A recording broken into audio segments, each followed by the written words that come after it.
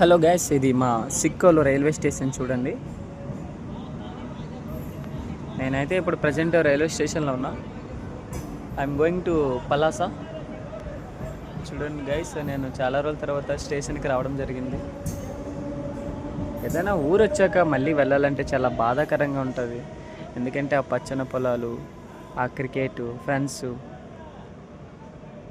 వీటంతటిని వదిలి వెళ్ళాలంటే కొంచెం కష్టంగానే ఉంది. కానీ లైఫ్ కోసం వెళ్ళక తప్పట్లేదు, వెళ్ళాలి.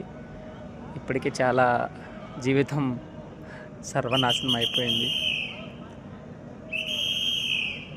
సో ఎంజాయ్ చేసేటప్పుడు ఎంజాయ్ చేయాలి, కష్టపడే టైంలో కష్టపడాలి.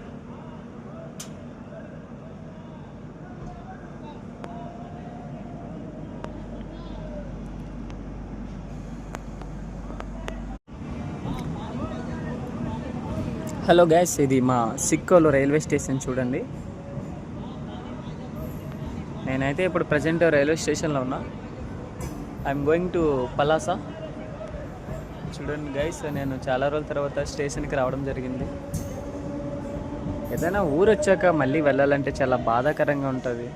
ఎందుకంటే ఆ పచ్చని పొలాలు, ఆ క్రికెట్, ఫ్రెండ్స్, వీటంతటిని వదిలి వెళ్ళాలంటే కొంచెం కష్టంగానే ఉంది. కానీ లైఫ్ కోసం వెళ్ళక తప్పట్లేదు, వెళ్ళాలి. ఇప్పటికీ చాలా జీవితం సర్వనాశనం అయిపోయింది. సో ఎంజాయ్ చేసేటప్పుడు ఎంజాయ్ చేయాలి, కష్టపడే టైంలో కష్టపడాలి.